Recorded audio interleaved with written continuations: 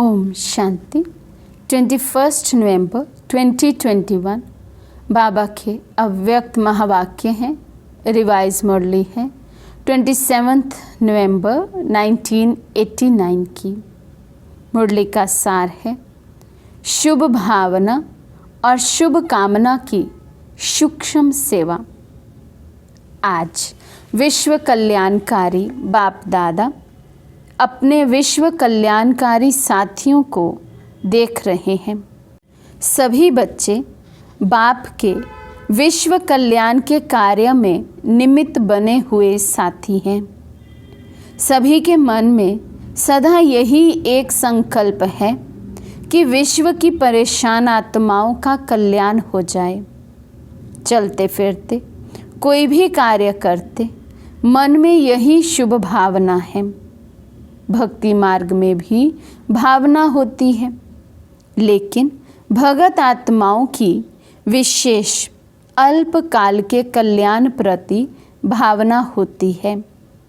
आप ज्ञानी तो आत्मा बच्चों की ज्ञान युक्त कल्याण की भावना आत्माओं के प्रति सदा काल और सर्व कल्याणकारी भावना है।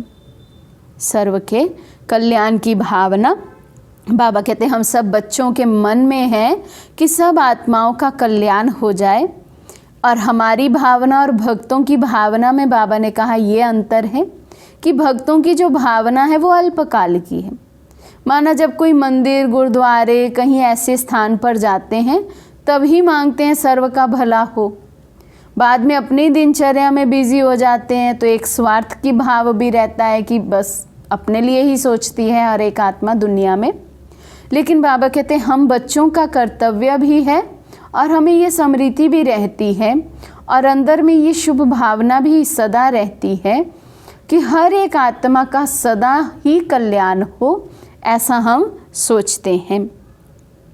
आपकी भावना वर्तमान और भविष्य के लिए है कि हर आत्मा अनेक जन्म सुखी हो जाए, प्राप्तियों से संपन्न हो जाए, क्योंकि अविनाशी बाप द्वारा आप आत्माओं को भी अविनाशी वर्षा मिला है। आपकी शुभ भावना का फल विश्व की आत्माओं को परिवर्तन कर रहा है और आगे चल प्रकृति सहित परिवर्तन हो जाएगा।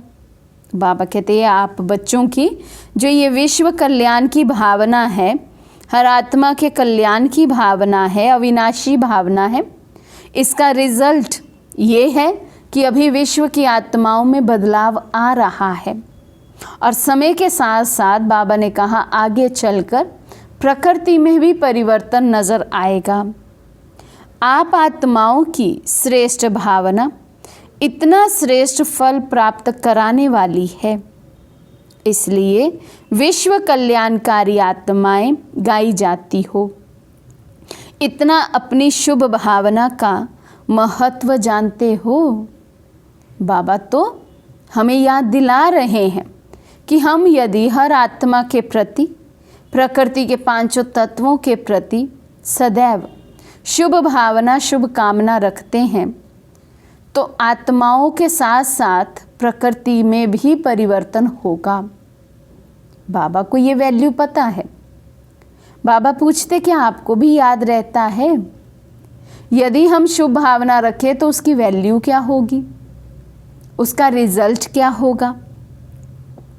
अपनी शुभ भावना को साधारण रीति से कार्य में लगाते चल रहे हो व महत्व जानकर चलते हो। मेरे हर एक संकल्प का, शुभ भावना मीन्स संकल्प, अच्छे संकल्प, पॉजिटिव संकल्प, अनेक आत्माओं के प्रति कल्याण के संकल्प, शुभ भावना के संकल्प। तो बाबा पूछ रहे हैं हम अपने हर एक संकल्प की इतनी वैल्यू है कि मेरा हर एक संकल्प शुभ भावना से भरा हुआ हो। मेरे हर एक संकल्प से आत्माओं में और सृष्टि में, प्रकृति में परिवर्तन आता है।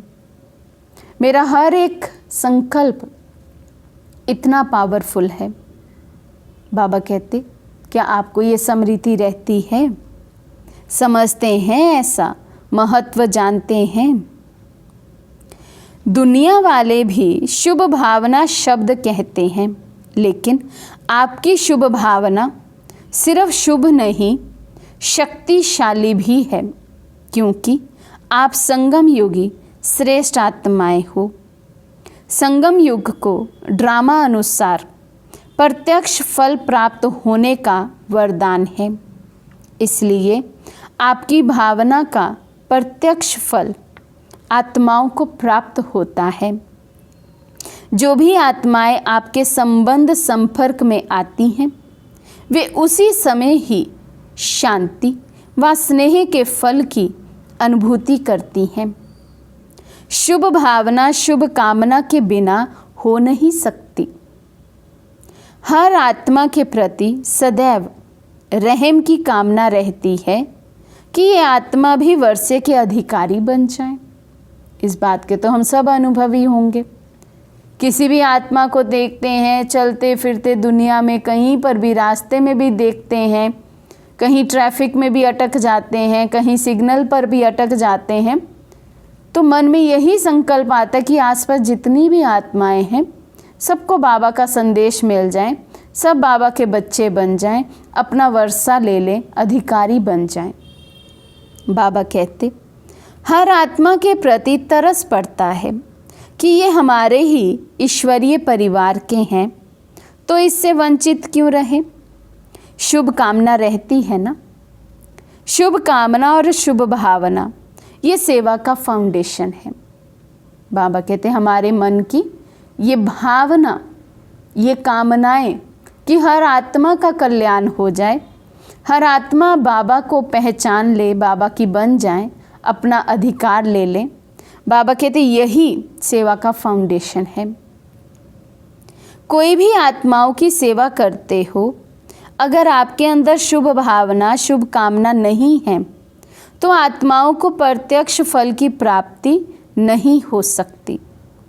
एक सेवा होती है नीति प्रमाण, रीति प्रमाण, जो सुना है वे सुनाना है। दूसरी सेवा है अपनी शुभ भावना शुभ कामना द्वारा। आपकी शुभ भावना बाप में भी भावना बिठाती है और बाप द्वारा फल की प्राप्ति कराने के निमित्त बन जाती है।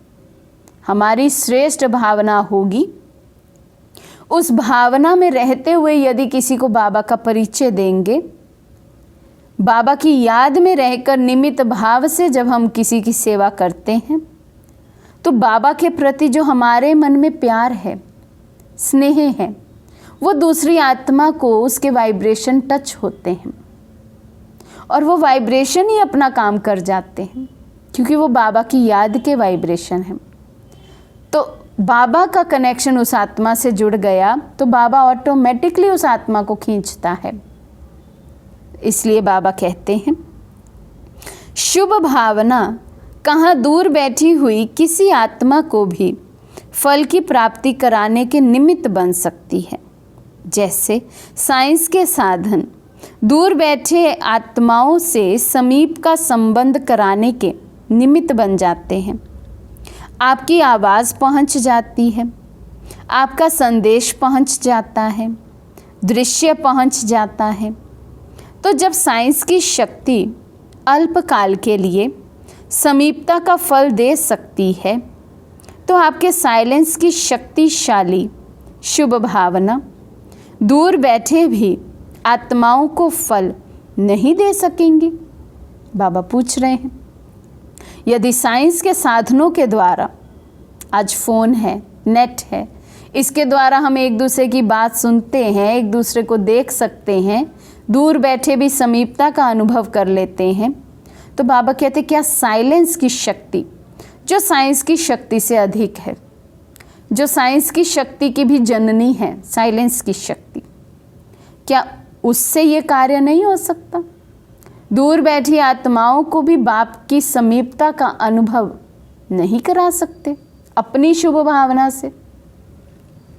लेकिन इसका आधार है अपने अंदर इतनी शांति की शक्ति जमा हो। साइलेंस पावर काम तब करेगी जब साइलेंस की पावर स्टॉक में हमारे अंदर जमा हो, बल हो शांति की शक्ति का। साइलेंस की शक्ति ये अलौकिक अनुभव करा सकती है। आगे चलकर ये प्रत्यक्ष प्रमाण अनुभव करते रहेंगे। शुभ भावना अर्थात शक्तिशाली संकल्प। सब शक्तियों से संकल्प की गति तीव्र है।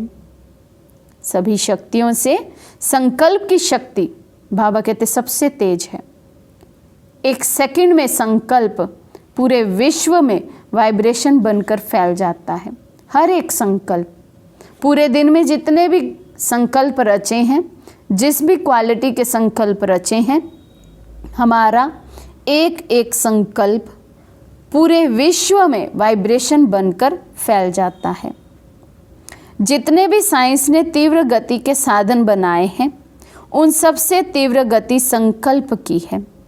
किसी भी आत्मा के प्रति व बेहद विश्व की आत्माओं प्रति शुभ भावना रखते हो, अर्थात शक्तिशाली, शुभ और शुद्ध संकल्प करते हो कि इस आत्मा का कल्याण हो जाए। आपका संकल्प व भावना उत्पन्न होना, उस आत्मा को अनुभूति होगी कि मुझ आत्मा को कोई विशेष सहयोग से शांति व शक्ति मिल रही है। जैसे अभी भी कई बच्चे अनुभव करते हैं कि कई कार्यों में मेरी हिम्मत व योग्यता इतनी नहीं थी, लेकिन बाप दादा की एक्स्ट्रा मदद से ये कार्य सहज ही सफल हो गया व ये विघ्न समाप्त हो गया। ऐसे आप मास्टर विश्व कल्याणकारी आत्माओं की सूक्ष्म सेवा प्रत्यक्ष रूप में अनुभव करेंगे। समय भी कम और साधन भी कम, संपत्ति भी कम लगेगी। इसके लिए मन और बुद्धि सदा फ्री चाहिए। इस पुरानी दुनिया से देह के संबंधियों से जब हमारा मन और बुद्धि फ्री रहेगा, तब उसकी एनर्जी को बाबा सर्विस में यूज़ करेंगे। इसलिए बाबा कहते यहाँ से अपने मन और बुद्धि को सदा फ्री रखना है। छोटी छोटी बातों में मन और बुद्धि को बिजी बहुत रखते हो, इसलिए सेवा के सूक्ष्म गति की लाइन क्लियर नहीं रहती है।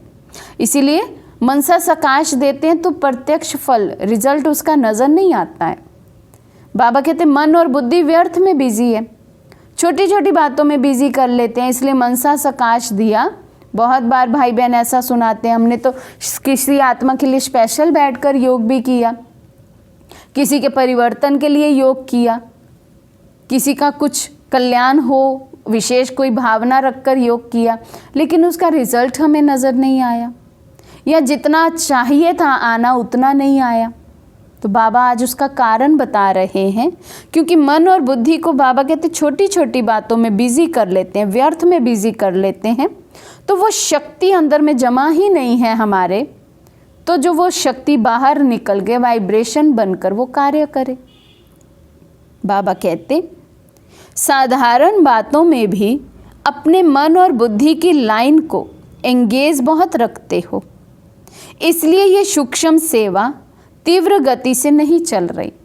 जो मनसा सेवा चलनी चाहिए, जिस स्पीड से होनी चाहिए, बाबा कहते उस स्पीड से नहीं हो रही। इसका कारण यही है, मन और बुद्धि व्यर्थ में बिजी है, छोटी छोटी बातों में बिजी है। इसके लिए विशेष अटेंशन, एकांत और एकाग्रता। बाबा दो शक्तियों की बात कर रहे हैं, एकांतवासी बन जाएं हम, और बाबा कहते एकाग्रता का गुण, एकाग्रता की शक्ति को धारण करें, तब मन बुद्धि के व्यर्थ से हम बच सकेंगे। एकांत प्रिय आत्माएं कितना भी बिजी होते, फिर भी बीच बीच में 1 घड़ी 2 घड़ी निकाल एकांत का अनुभव कर सकती हैं। एकांत प्रिय आत्मा ऐसी शक्तिशाली बन जाती है जो अपनी सूक्ष्म शक्तियाँ मन बुद्धि को जिस समय चाहे जहाँ चाहे एकाग्र कर सकती है। जो एकांत प्रिय आत्मा होगी, एकांत में रहने का अच्छा अभ्यास होगा जिन आत्माओं को, बाबा कहते हैं उनकी एकाग्रता शक्ति इतनी तीव्र होगी कि जब चाहे जहाँ चाहे जिस स्थिति में चाहे जितना समय के लिए चाहे अपने मन बुद्धि को स्थिर कर सकते हैं।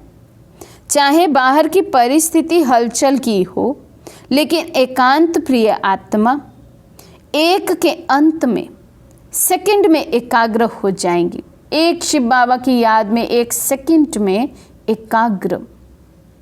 जैसे सागर के ऊपर लहरों की कितनी आवाज़ होती है, कितनी हलचल होती है, लेकिन सागर के अंत में हलचल नहीं होती। तो जब एक के अंत में, ज्ञान सागर के अंत में चले जाएंगे तो हलचल समाप्त हो एकाग्र बन जाएंगे। सुना सूक्ष्म सेवा क्या है? तो बाबा मनसा सेवा के लिए, सूक्ष्म सेवा के लिए आज हमें समझानी दे रहे हैं कि यदि हम ये सूक्ष्म सेवा करना चाहते हैं तो इसकी तैयारी भी सूक्ष्म लेवल पर होती है। मन बुद्धि की एकांत प्रिय स्थिति और एकाग्रता की शक्ति से होती है। यदि ये दो गुण या शक्तियाँ हम में नहीं हैं, आत्मा में वो बल भरता नहीं है। जब बल नहीं भरता है तो कितना भी सकाश दें वो फलीभूत नहीं होता है। बाबा कहते शुभ भावना शुभ कामना शब्द सभी बोलते रहते हैं, लेकिन इसके महत्व को जान प्रत्यक्ष रूप में आने से अनेक आत्माओं को प्रत्यक्ष फल की अनुभूति कराने के निमित्त बनो। अच्छा, टीचर्स का तो काम ही है सेवा, टीचर्स का महत्व ही सेवा है। अगर सेवा का प्रत्यक्ष प्रमाण नहीं दिखाई देता तो उनको योग्य टीचर की लिस्ट में गिनती नहीं किया जाता। टीचर की महानता सेवा हुई ना, तो सेवा का महीन रूप सुनाया। मुख की सेवा तो करते रहते हो, लेकिन मुख और मन के शुभ भावना की सेवा साथ साथ हो। बोल और भावना डबल काम करेगी। इस सूक्ष्म सेवा का अभ्यास बहुत काल अर्थात अभी से चाहिए, क्योंकि आगे चलकर सेवा की रूपरेखा बदलनी ही है। तो 89 में बाबा ने बता दिया था आज 2021 की सेवा की रूपरेखा। 89 में बाबा ने कह दिया था आगे चलकर मनसा सेवा ही काम में आएगी। तन से भी रह जाएंगे, धन से भी रह जाएंगे सेवा करने से।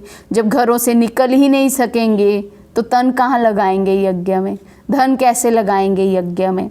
तो एक ही सेवा अंत तक चलेगी, मनसा सेवा। बाबा कहते बोल और भावना डबल काम करेंगे।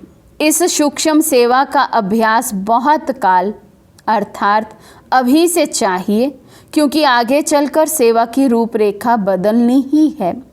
फिर उस समय सूक्ष्म सेवा में अपने को बिजी नहीं कर सकेंगे। बाहर की परिस्थितियां बुद्धि को आकर्षित कर लेंगी। बाबा कहते यदि अभी से अभ्यास नहीं किया होगा मन बुद्धि को इस सूक्ष्म सेवा में लगाने का, एकाग्र करने का, तो बाबा कहते फिर आगे चलकर जो बाहर की परिस्थितियां होगी, जो सीनरियां विनाश के होंगे ड्रामा अनुसार, वो हमारी बुद्धि को आकर्षित कर लेंगे। तो बुद्धि को लगाना चाहेंगे मनसा सेवा में, बाबा की याद में, लेकिन उस समय अभ्यास ना होने के कारण वो हो नहीं पाएगा। तो बाबा कहते फिर रिजल्ट क्या होगी? याद और सेवा का बैलेंस नहीं रख सकेंगे।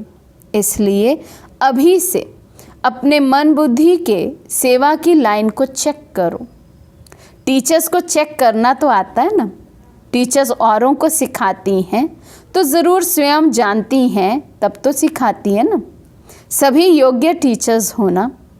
योग्य टीचर की विशेषता ये है जो निरंतर चाहे मनसा, चाहे वाचा, चाहे कर्मणा सेवा में सदा बिजी रहे, तो और बातों से स्वतः ही खाली हो जाएंगे।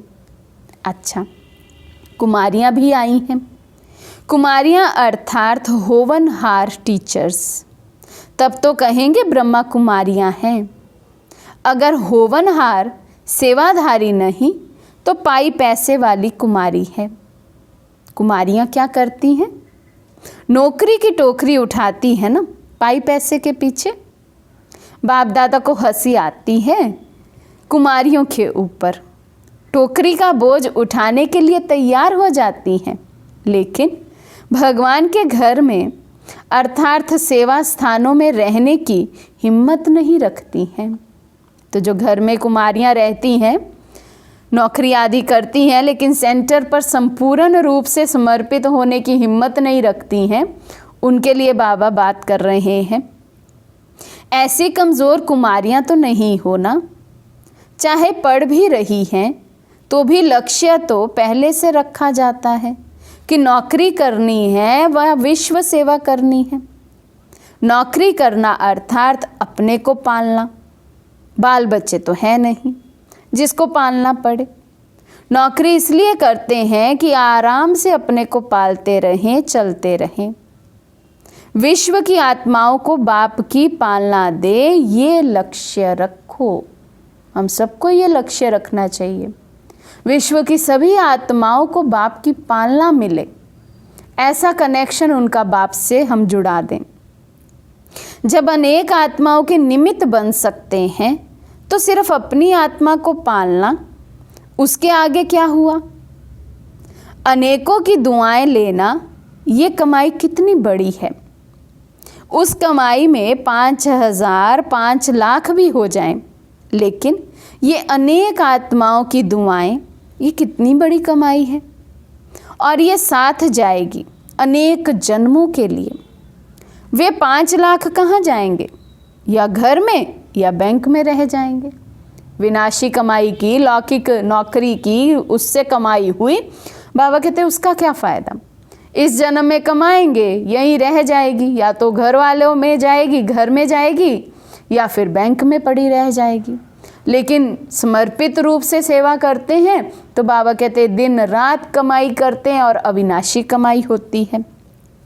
लक्ष्य सदैव ऊंचा रखा जाता है, साधारण नहीं। संगम युग पर इस एक अभी के जन्म में इतना गोल्डन चांस मिलता है बेहद की सेवा में निमित्त बनने का। सतयुग में भी ये ऑफ़र नहीं मिलेगी। नौकरी के लिए भी अखबार देखते रहते ना कि कोई ऑफ़र मिले।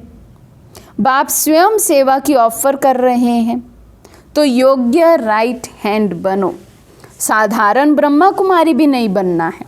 साधारण भी बाबा को बच्चे नहीं चाहिए।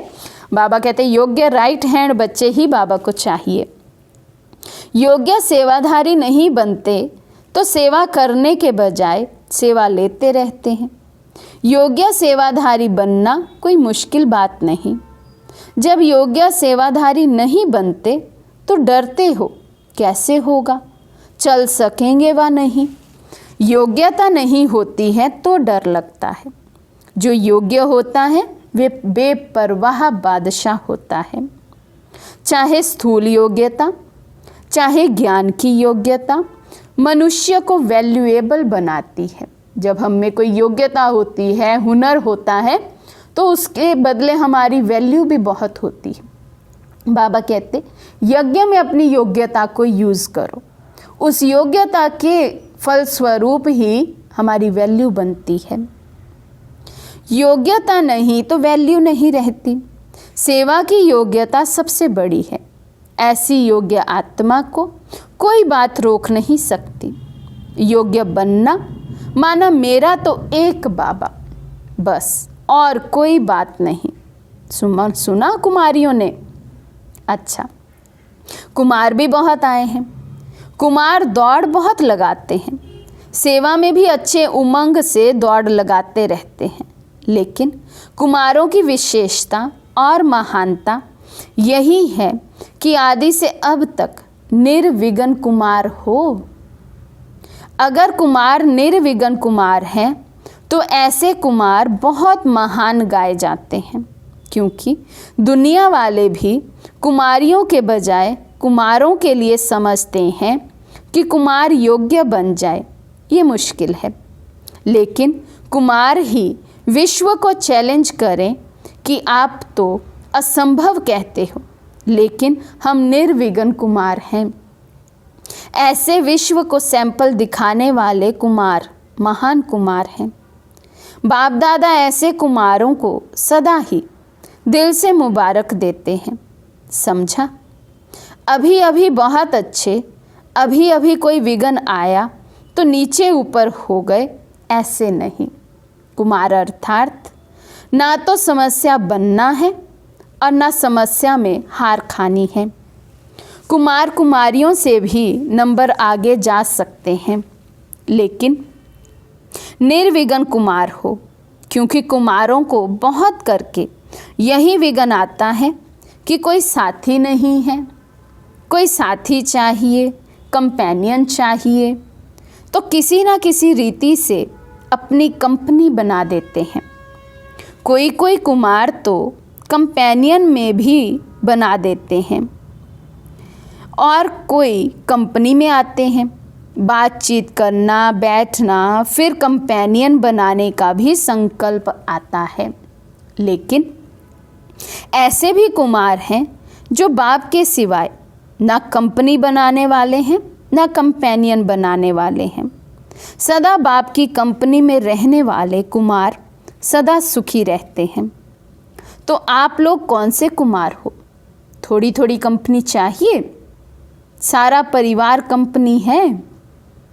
फिर तो ठीक, लेकिन 2, 3 या 1 कोई कंपनी चाहिए, वे रॉन्ग है।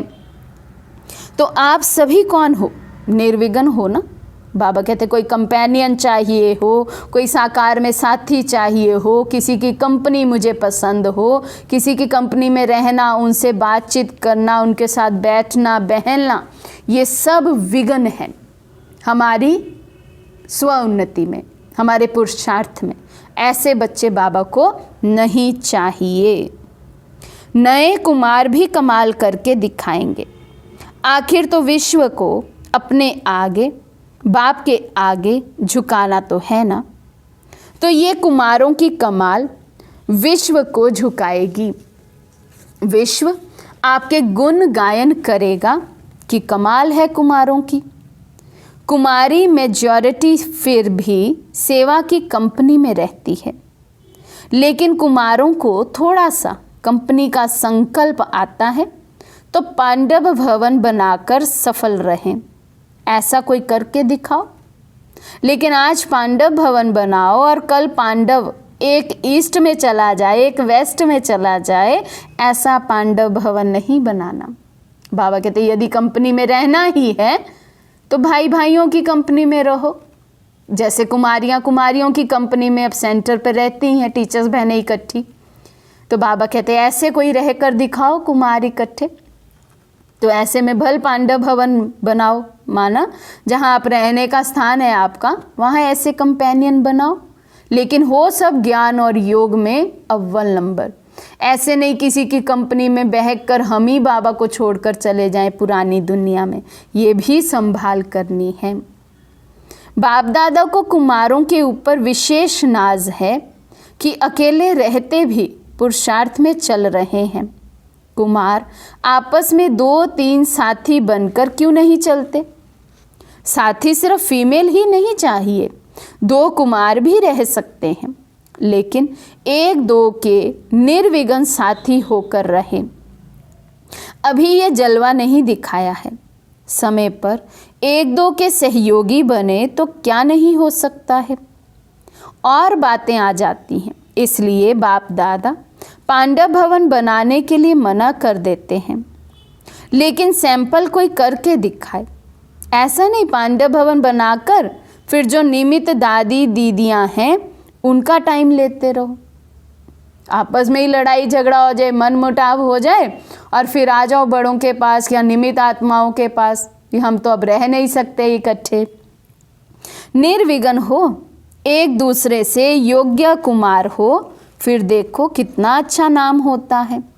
सुना कुमारों ने, योग्य कुमार बनो, निर्विघ्न कुमार बनो, सेवा के क्षेत्र पर खुद समस्या नहीं बनो, लेकिन समस्या को मिटाने वाले बनो। फिर देखो कुमारों की बहुत वैल्यू होगी, क्योंकि कुमारों के बिना भी सेवा नहीं हो सकती है। तो कुमार क्या करेंगे? सब बोलो, निर्विघ्न कुमार बनकर दिखाएंगे। तो कुमारों ने बाप दादा के सामने खड़े होकर ये वायदा किया उस समय सभा में। अभी सभी का फोटो निकल गया है, ऐसे नहीं समझना कि हम उठे तो किसी ने देखा ही नहीं, फोटो निकल गया। अच्छा, हिम्मते बच्चे मददे बाप, और सारा परिवार आपके साथ है। अच्छा, चारों ओर के सर्व बच्चों को सदा बाप दादा अपने स्नेह के सहयोग की छत्र छाया सहित दिल से सेवा की मुबारक दे रहे हैं। देश विदेश के सभी सेवा के समाचार मिलते रहते हैं। हर एक बच्चा अपने दिल का सच्चा समाचार भी देते रहते हैं। खास विदेश के पत्र ज़्यादा आते रहते हैं। तो सेवा के समाचार देने वाले बच्चों को मुबारक भी, और साथ में सदा स्व सेवा और विश्व सेवा में सफलता भव का वरदान दे रहे हैं।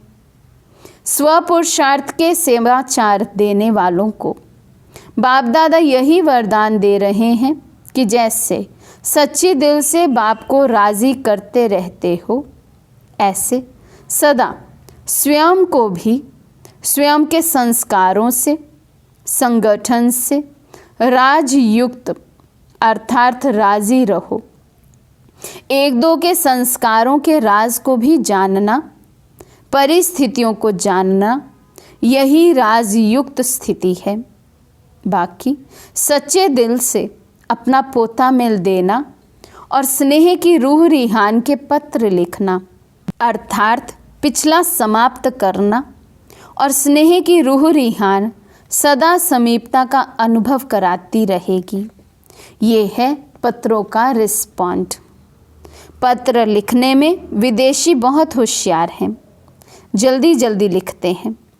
भारतवासी भी लंबे लंबे पत्र भेजना नहीं शुरू करना। बाप दादा ने कह दिया है 2 शब्दों का पत्र लिखो, ओके, बिल्कुल ठीक है।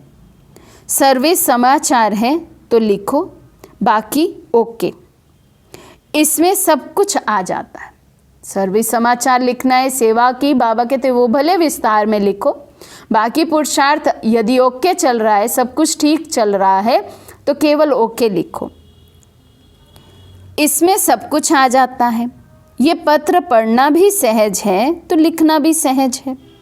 लेकिन अगर ओके नहीं हो तो फिर ओके नहीं लिखना, जब ओके हो जाओ तब लिखना।